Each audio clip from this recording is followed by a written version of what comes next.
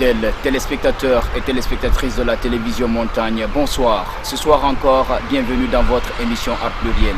Comme vous le savez, cette émission se consacre exclusivement à tout ce qui est promotion d'art, d'artisanat, de culture, mais aussi de leurs acteurs. Alors pour ce soir, il y aura de la musique dans notre émission. Et qui parle de musique, parle d'une grande figure de la musique urbaine de Guinée. Ce soir, nous allons à la rencontre d'un jeune qui a su marquer son territoire à travers ce qu'il fait. Il a commencé très tôt dans un groupe, il a commencé avec le hip-hop. Mais ce soir, il va nous montrer encore une autre facette de ce qu'il est et de ce qu'il fait à travers une belle mélodie. Sans tarder, je m'en vais annoncer celui qu'on appelle Ousmane Fadjidi, comme on l'appelle souvent. Et nous allons partir là où il fait un petit peu ses répétitions pour savoir un petit peu comment ça se passe à ce niveau. Comme vous le savez, cette émission ne fait pas que l'entretien. Et juste après cette petite phase de répétition, nous aurons la chance de nous entretenir avec lui, fidèles téléspectateurs. Alors restez scotchés car il y aura des belles choses dans cette émission ce soir encore.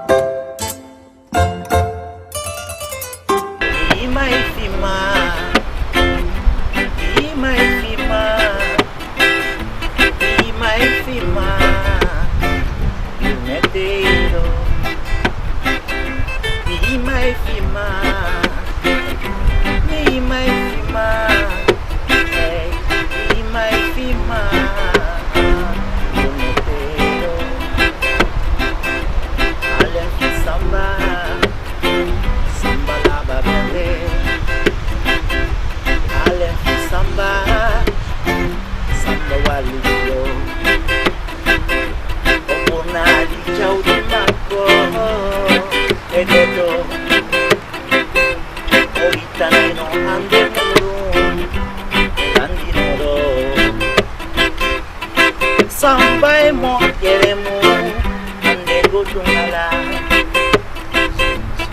by no window no samba pertinama daga ya ole gitama inamo dama samba doga ma imai fima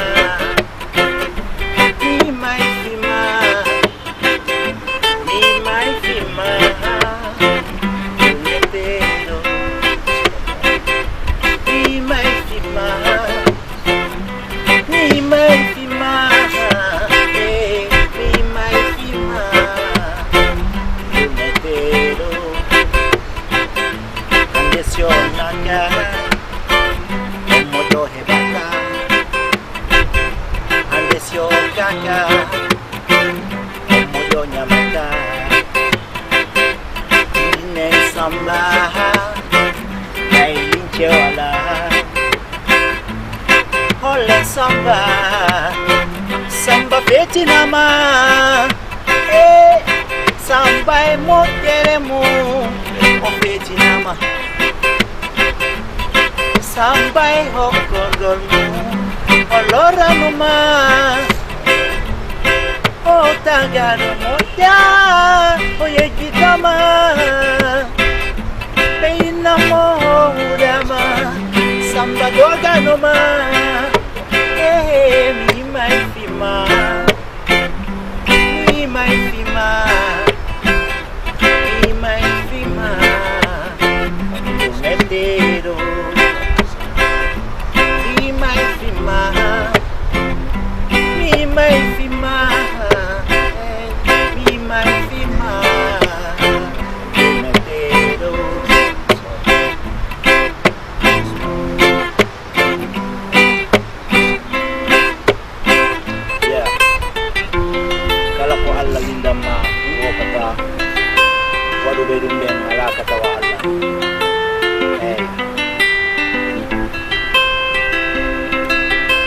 Tagado moja oye yeditama Enamorama Sambadoganoma Ra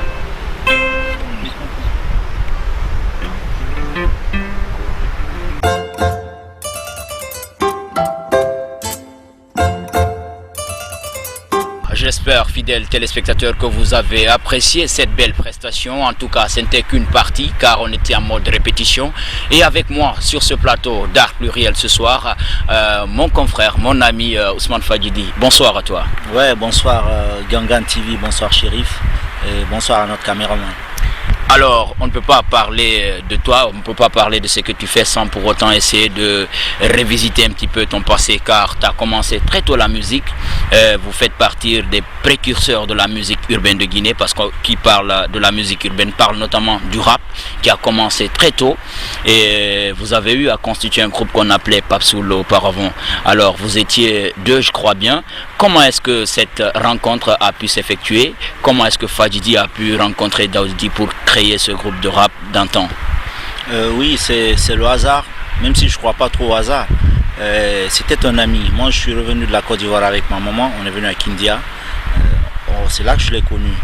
On était, disons, les deux petits qui parlaient français parce qu'il est vite allé à l'école.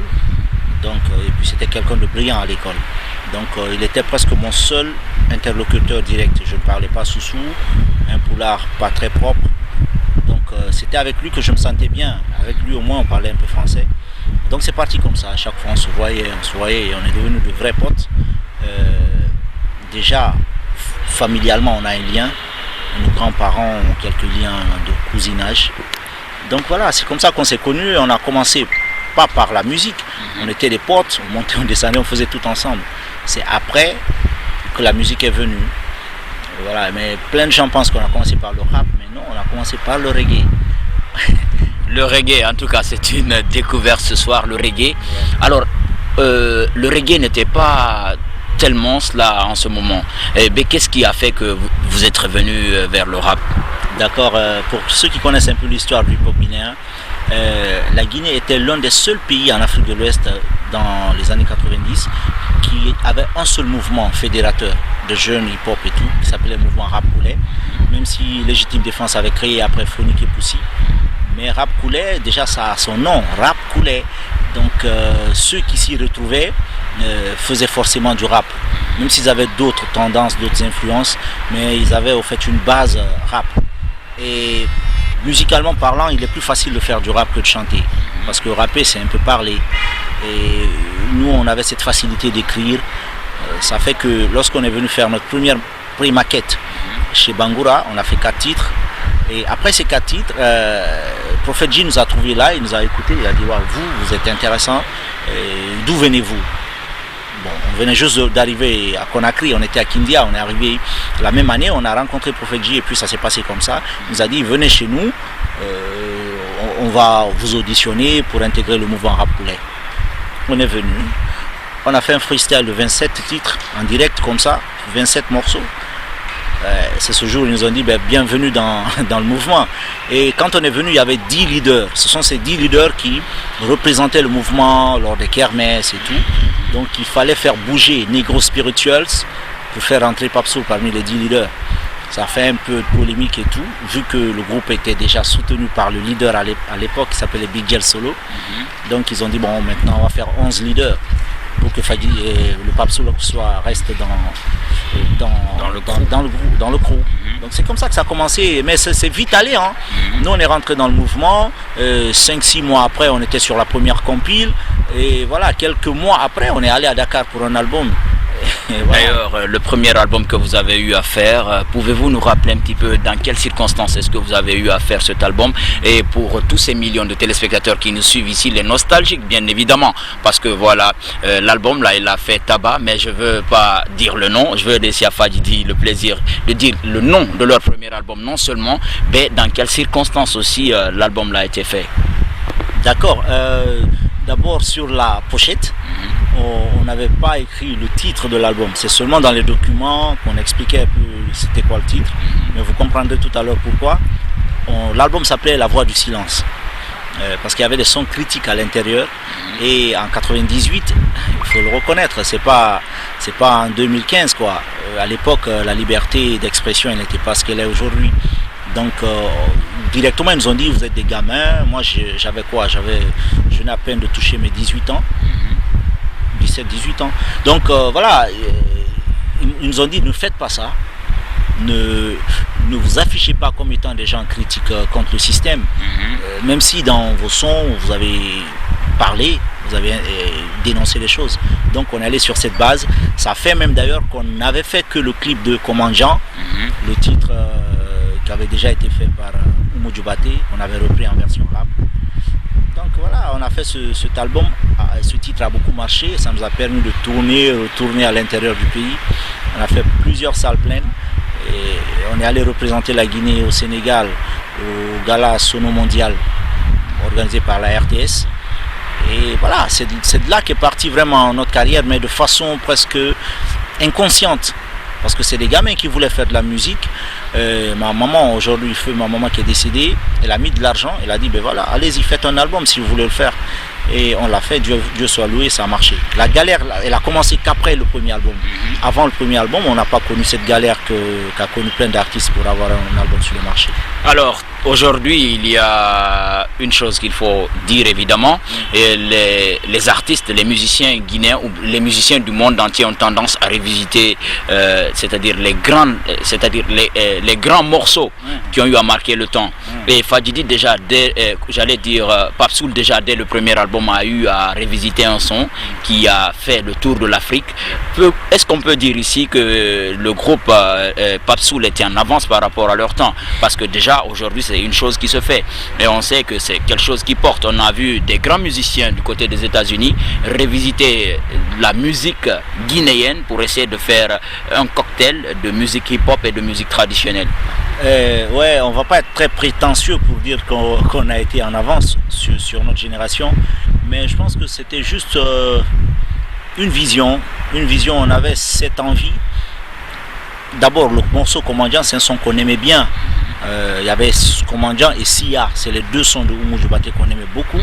Donc on s'est dit on va faire un. Bon, Sia, ça passait plutôt pour du communautarisme ou je sais pas truc. Donc on s'est dit on va faire Commandant. C'est un son qu'on aimait beaucoup avec sa mélodie et tout. Donc on l'a fait comme ça en se disant c'est un feeling qui passe. C'est une couleur de la Guinée. Et Dieu soit loué, ça a marché. Comme tu viens de le dire, d'ailleurs, ça nous ramène au Djembé d'Or 2013. Moi, comme ça, des journalistes sont venus me dire que voilà, vu que tu as eu l'album qui a le plus marché en Guinée, qui avait des statistiques au niveau du BGDA qui disaient que ton album a le plus marché, c'est que tu devais être l'artiste de l'année. Donc, on n'arrive pas à comprendre pourquoi on ne t'a pas donné ce prix. J'ai dit non, je ne défends pas le comité d'organisation du Djembé d'Or, mais ils ont raison en disant que nos albums n'ont pas tout à fait toute la coloration guinéenne qu'ils auraient pu avoir pour pouvoir représenter la Guinée sur le plan international. Je dis qu'on a assez coloré en guinéen, mais on n'a pas assez fait d'efforts. Donc ça nous pousse à l'action pour que dans le futur qu'on essaie de faire comme des commandants, je sais pas, ou même si c'est pas carrément prendre des sons qui ont été faits, mais qu'on ait cette tendance à un peu guider nos inspirations vers une couleur guinéenne, voilà, pour un peu s'identifier. Parce qu'aujourd'hui le Nigeria, ils ont vraiment réussi dans ce qu'ils font. Leur musique traditionnelle en musique urbaine, et puis voilà, ça paye, ça fait ce que ça fait comme effet. Beaucoup de groupes se sont constitués en Guinée en matière de musique urbaine et beaucoup de ruptures par rapport à ces groupes. Dès le premier album, effectivement, il y a eu rupture au niveau du groupe Papsoul, mais pas une rupture volontaire. On parle bien évidemment du décès de Daoudidi. Alors, un petit peu... Comment est-ce que tu as pu gérer cela? Parce que beaucoup de personnes croyaient que voilà, Daoudidi est décédé, Fadjidi allait abandonner la musique. Ben, tu es revenu et tu as su te maintenir. Et voilà, aujourd'hui, tu as eu à faire plusieurs autres albums. Je crois que tu en es au 6e depuis lors. Alors, qu'est-ce qui t'a réellement motivé à persévérer, à venir jusque-là aujourd'hui? Parce qu'on ne peut pas parler de ta carrière en omettant cela aussi. Ouais, tout à fait, c'est vrai. Mais disons, la petite parenthèse faite, c'est 6 albums de ma carrière entière. Après Daoudidi, j'en ai sorti 4. Disons 3 de façon officielle et 1 que je n'ai pas vendu, mais que j'ai donné en 2006. Donc voilà, tu as raison. Lorsqu'on est dans un groupe, l'avantage, je te parle là d'abord des avantages, c'est qu'on travaille, si vous êtes deux fois moins que si tu étais seul. Cette complémentarité, vous partagez vos inspirations. Et puis vous comprenez, quand tu es dans un mauvais état, ton ami il est là pour te remonter le moral et tout ça.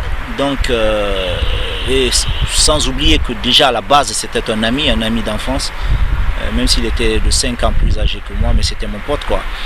Donc voilà, quand il est parti, instinctivement je me suis dit, je ferai plus de la musique, c'est bon quoi. D'accord, mais c'est compréhensible, c'est humain. J'avais le moral dans les talons et tout. Mais quelques jours après, juste 2-3 semaines après, je me suis dit, ben voilà, pendant qu'il vivait, on se disait des choses, lui et moi. On avait des rêves, on voulait faire plein de choses pour la musique guinéenne, pour la jeunesse guinéenne. Voilà. Donc je n'avais pas le droit de trahir cela. Et arrêter, ça aurait été trahir tout ce qu'on s'était dit comme truc. J'étais condamné à réussir dans la musique. C'est ce que je me suis dit direct. Il faut que je réussisse pour Daoudidi. D'accord. Donc c'est comme ça que ça a commencé. Il y a un frère à moi, Mavi, business, qui avait à l'époque une structure qui s'appelait Business Mavi. Il est venu à moi, il m'a dit, ben voilà, nous avons une proposition de Grigri pour faire une petite sélection du premier album et de l'album que j'avais sorti avec Daoudidi en 2001 qui s'appelle Game Over. Et de prendre quelques sons là-bas et d'augmenter 1 ou 2 chansons personnelles pour sortir un album comme ça à titre posthume. Ils ont trouvé des termes par rapport à ça.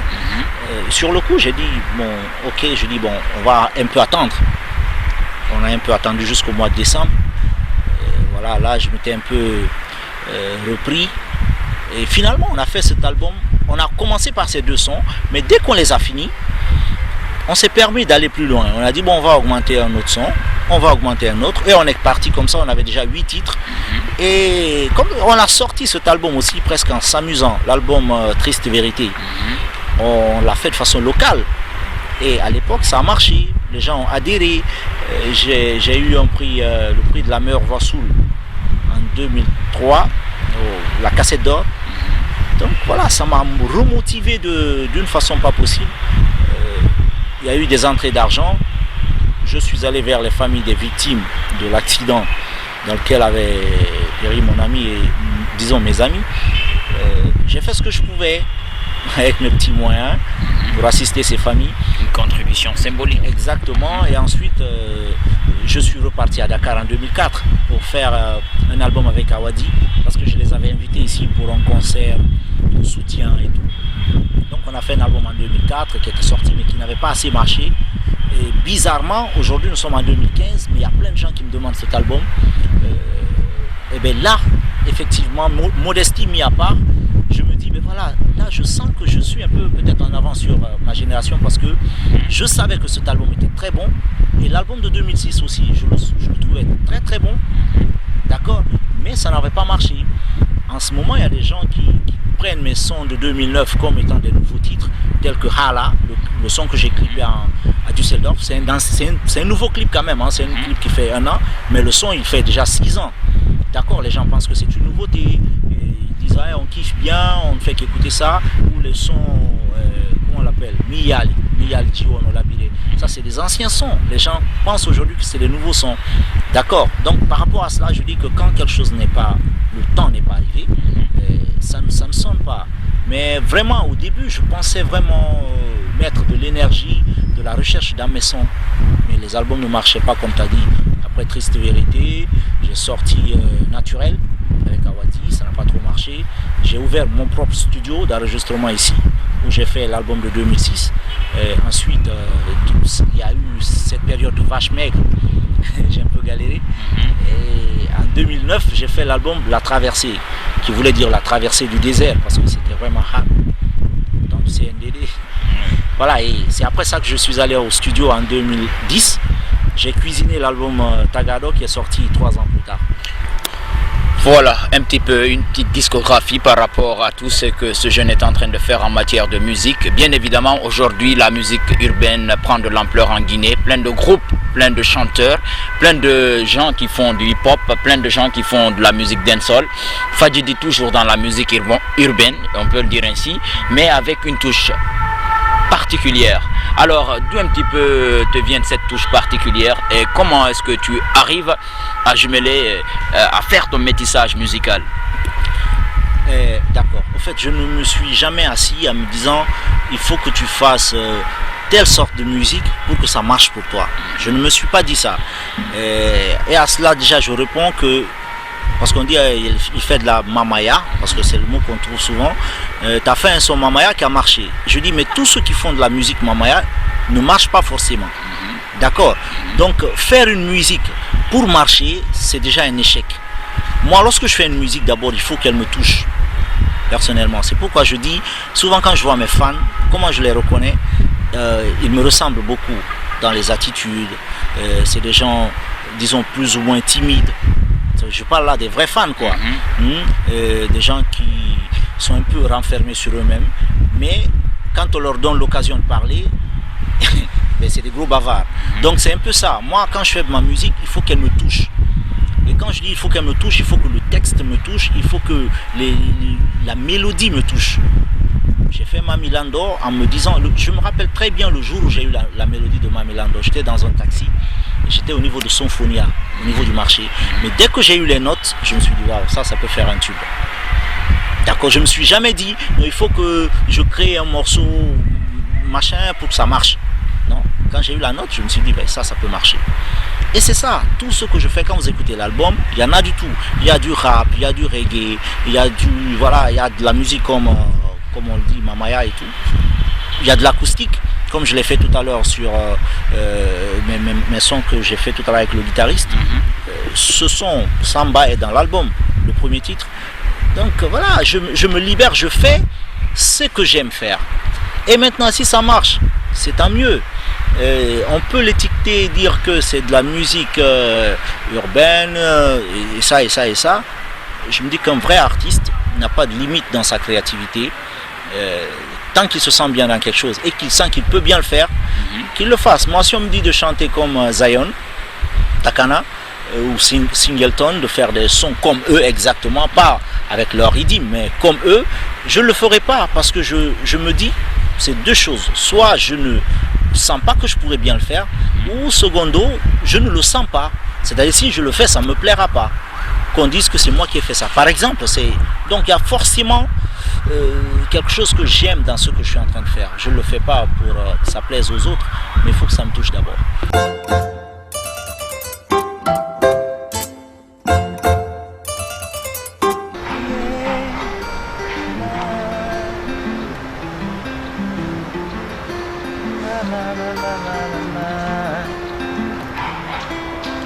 Tes filles sont là, ils se souviendront de toi.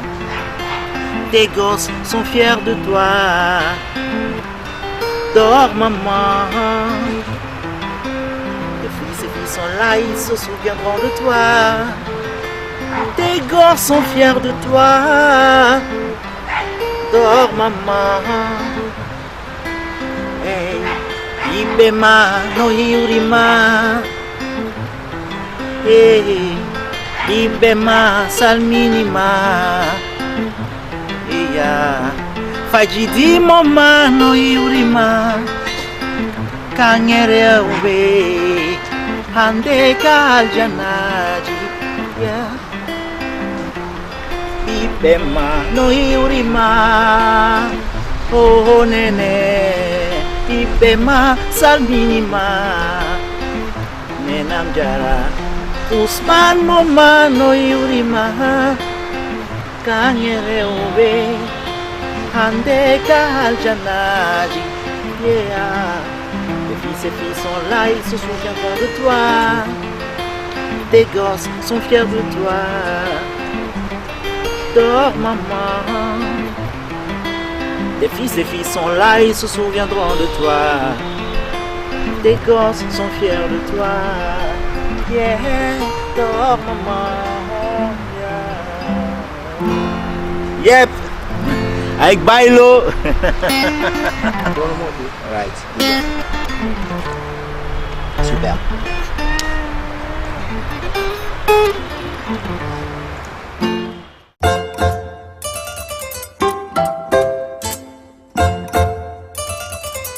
En tout cas, l'art, par définition, on le dit souvent, c'est une manière singulière d'être. Il nous le fait comprendre ce soir encore à travers cette intervention.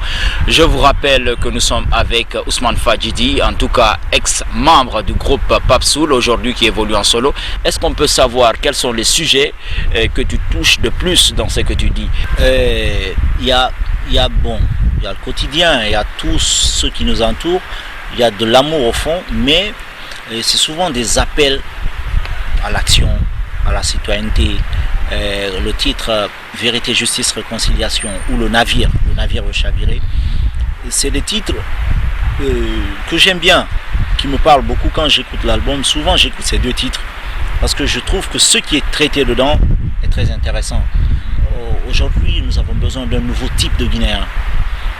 Quand on dit un chef d'État, c'est que lui, il développe le pays, mais il ne peut pas changer le pays. Il faut que le peuple change. Si nous voulons que ça marche, il faut qu'on change nous. C'est ça le truc. Et chacun de nous aujourd'hui, c'est vrai, on dit aime faire de la politique.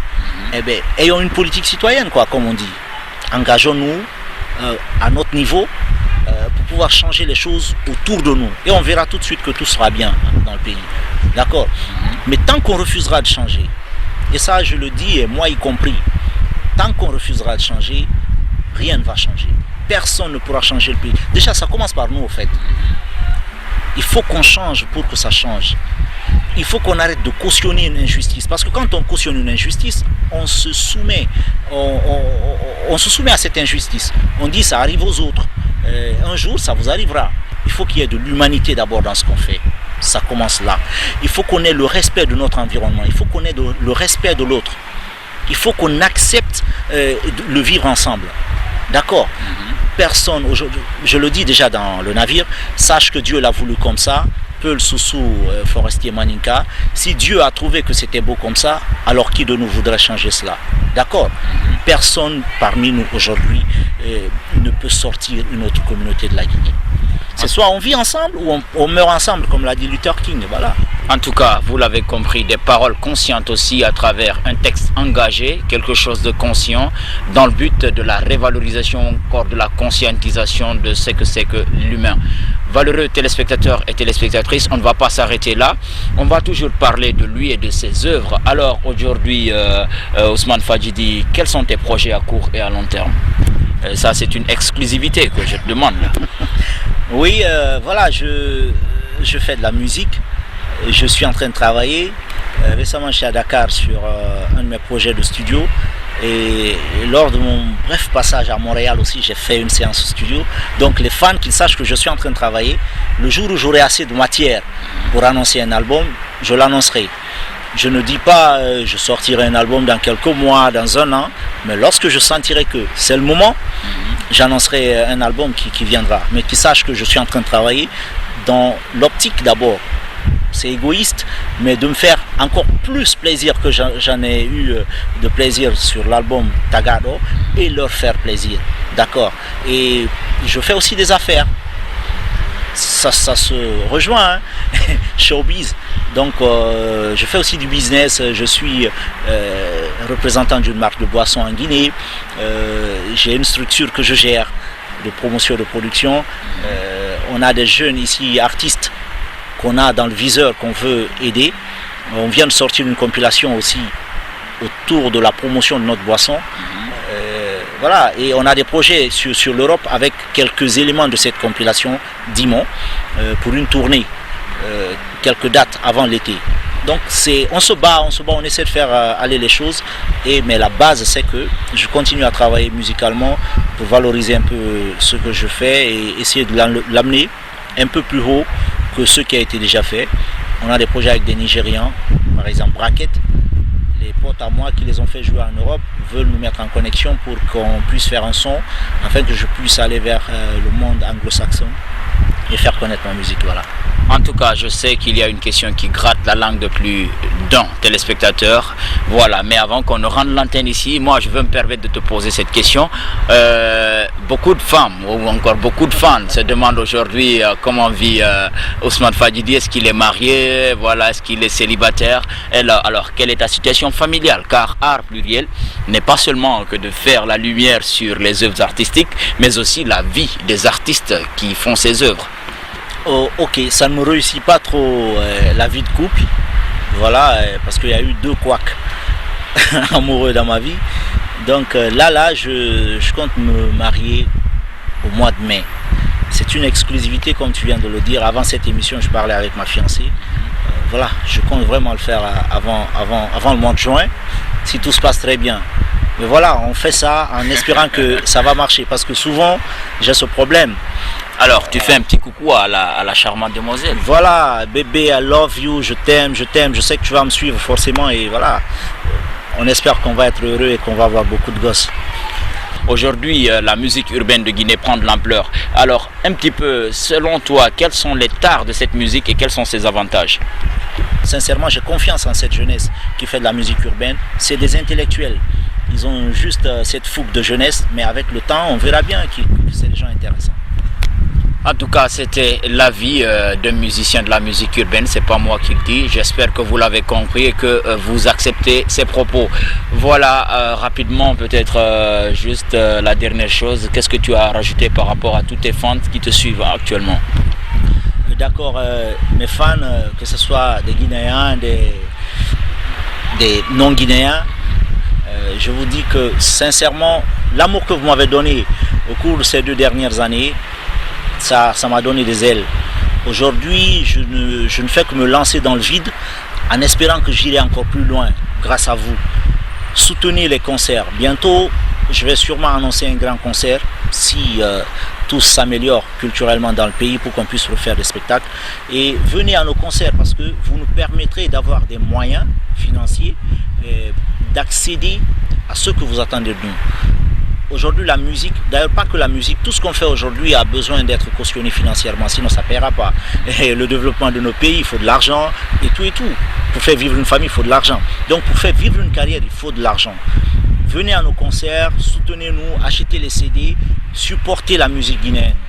Supportez la musique guinéenne, dansez de la musique guinéenne dans les boîtes, exigez à ce qu'on vous mette de la musique hip-hop guinéenne quand vous êtes en boîte. Et je vous dis merci pour tout ce que vous faites, merci à Gangan TV, et voilà, on espère que demain sera mieux qu'aujourd'hui. Merci à toi. Merci beaucoup.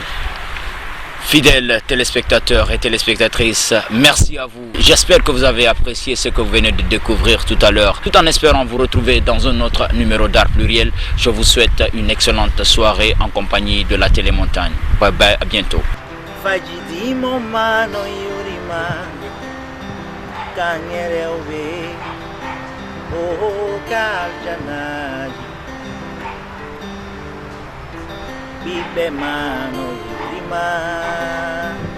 Oh nene, bibema salminima. Fadjidi momano yurima, kanyere obe.